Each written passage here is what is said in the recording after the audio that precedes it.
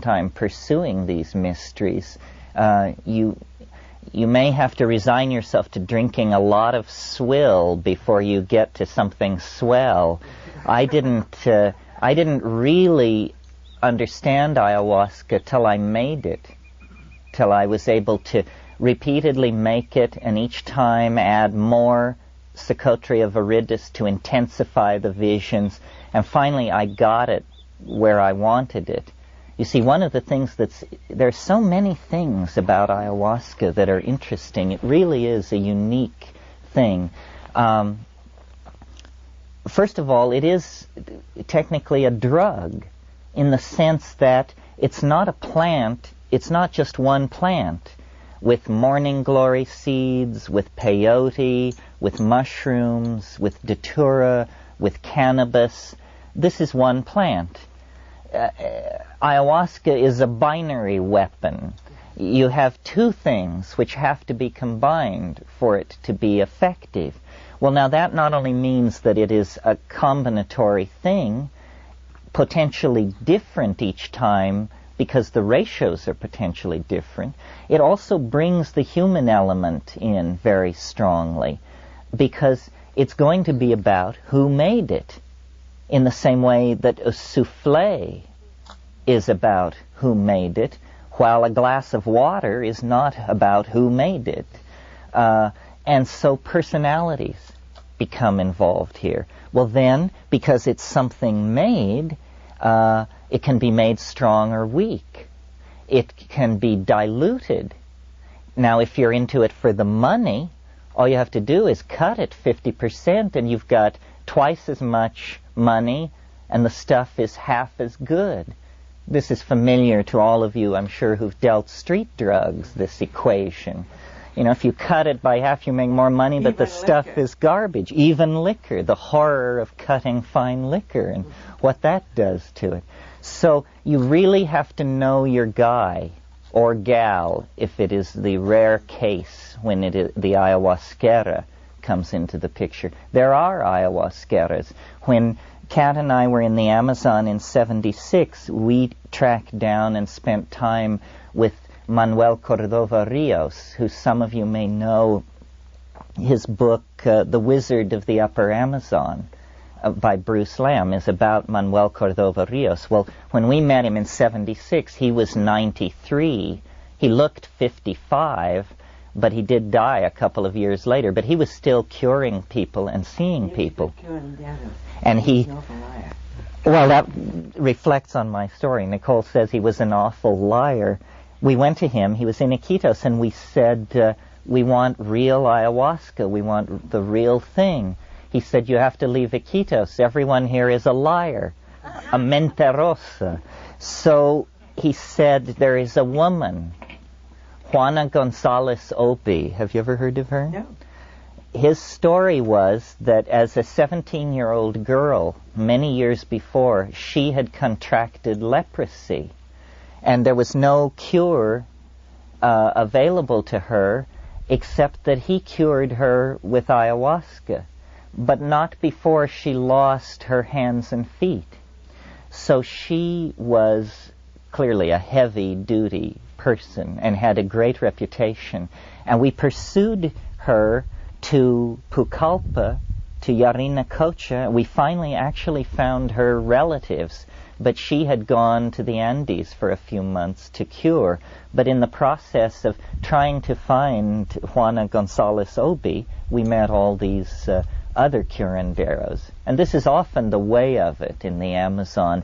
You look for one thing only to have a reason for being there, and what you really are fated to find is something far different. Serendipity is Amazon travel. Yes, for sure. Yeah, it is. Hello. And you'd better be good at it. Isn't it time for lunch or something? It's getting tired of sitting. It's getting close. Maybe we should break for lunch. It's a few minutes. Does anybody have any questions? Yeah, we could take a couple more questions. You were talking about admixtures, and did you have any comment of an admixture of the Torahs into the ayahuasca or Not brugmansia. Did you ever deal with brugmansia? I've heard of it's being used in it, because I'm scared of brugmansia.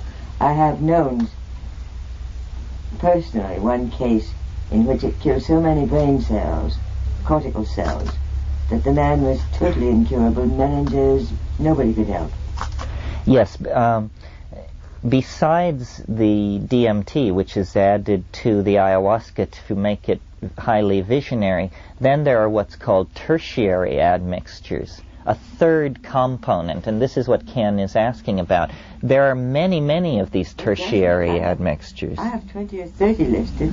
And most of them, when you get them into the lab, are chemically complex. They are probably... Some are quite useless. Some are useless, but some, I'm sure, push it all over the map. Yes. And Datura is certainly one. Brugmansia is one. There are Abuta species. There are a number of these. But I'm still trying to master the two. I have, in Hawaii, many of these tertiary admixtures, but I'm a little... That's real magic. That you don't get. Pardon me? You have to test those things before you use them. Yes, because they could be they could be mutagenic, and a lot of people, really terrible things go on in Peru. I mean, you have to be sure of your ayahuasquero. I had some friends who went to Lamas near Tarapoto, and they documented an ayahuasquero there who, when his ayahuasca was all done, just to give it the proper zing, he would hit it with a tablespoon of creosote. Well, creosote is not only awful, paint it on a mouse's ears, and 2 weeks later the mouse will have tumors on its ears. It's about the worst thing you could possibly come up with. All sorts of things. I knew of one who put kerosene in it. Yeah, kerosene. Kerosene, of course, is considered a great cure for snake bite. Right, they always want I remember to. landing in a village once. Now, if anybody was sick, I had a lot of good medicines with me. In the early days when I didn't know so much about didn't believe in plant medicines. And they said, yes, there was a man there who had been bitten by a snake, a feather lance, a few weeks before, and he still wasn't well, though he'd had 2 whole bottles of kerosene. Yeah. I remember that Don Juan would teach Carlos about singing songs with mescaline, and with the ayahuasca, there's songs. Are there songs? Yeah. Are there songs to learn with the magic mushroom? Yes, I think singing is sound, and language is what this is all about. I mean, we are not given to this, or I suppose I shouldn't make a generalized statement, but it's not my general tendency to burst into joyful song. But on the mushroom, voice, the purity of tone, the control, the almost synthesizer-like stability of the tone is shocking. Plus you can see it. You know, you swipe this way and you leave a chartreuse trail. You come down through it this way with a magenta stripe. You are sculpting in this audio dimension. Yes, all of this small family of hallucinogens that I talk of with such enthusiasm, they're all related. Psilocybin is a tryptamine. Ayahuasca is a pharmacological strategy for activating DMT. The snuffs from the Kumala trees are DMT and 5-MeO-DMT. The drugs, the compounds that interest me are vanishingly small compared to the whole cornucopia of pharmaceutical nature. I'm not into, the whole cyclicized amphetamine series, including MDMA and MDA. I find that not very compelling.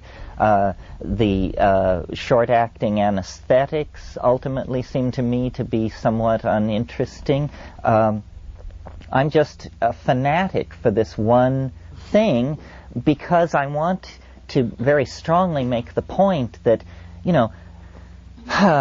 altered states, there are just thousands of altered states. Panic, love, despair, hatred